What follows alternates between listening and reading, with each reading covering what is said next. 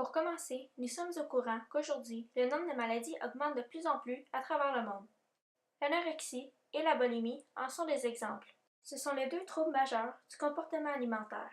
Mais connaissez-vous l'hyperphagie, l'orthorexie ou encore la néophobie alimentaire? Ils viennent compléter la liste des TCA, troubles du comportement alimentaire. Il est évident que les troubles alimentaires touchent davantage les femmes. Ceux-ci sont beaucoup plus sensibles au regard des autres dans la société et à l'image de la femme parfaite dans les médias, ce qui affecte grandement leur confiance en soi.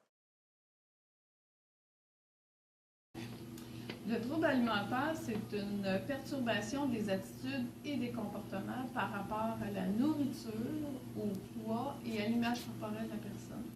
Premièrement, la pression sociale envers les femmes est une des principales causes de nombreux troubles alimentaires.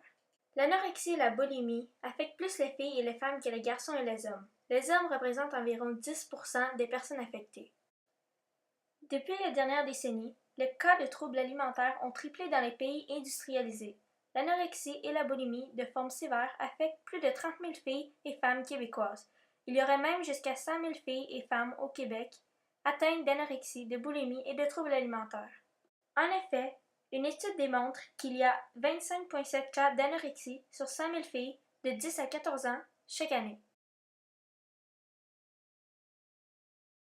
C'est vrai, c'est qu'une personne qui a des troubles alimentaires, qui traverse une période de troubles alimentaires, va nécessairement avoir une estime d'elle qui va être diminuée. Comme nous sommes sans cesse entourés des médias et des représentations collectives, par exemple les magazines, ces représentations du corps peuvent avoir un impact sur la santé, comme la baisse de l'estime de soi et le comportement à risque.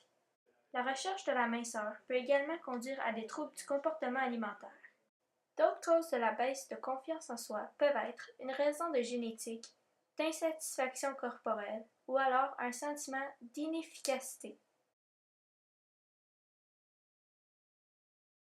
On n'est pas capable de définir qui va avoir des troubles alimentaires, mais ce qu'on sait, c'est que les exigences de notre société par rapport à l'image corporelle est vraiment, vraiment grande. Justement, l'influence de la femme parfaite dans les publicités est une autre cause qui provoque des troubles alimentaires. Ces publicités présentent souvent des personnes, majoritairement les femmes, aux formes stéréotypées et conduisent à un imaginaire de corps idéal. La société et les publicitaires de masse imposent une image de la femme parfaite qui existe seulement à travers l'image modifiée par le fameux logiciel Photoshop ou autres logiciels ressemblants. Elle peut renforcer la difficulté à accepter les différences corporelles. Pour conclure, malheureusement, les troubles alimentaires sont présents chez les femmes, mais aussi chez les hommes. Ils sont présents chez les adultes, les adolescents et même les enfants. L'idéal de minceur véhiculé par les médias et l'industrie de la mode est encore problématique. Ainsi, il devient normal et acceptable de ne pas aimer son corps,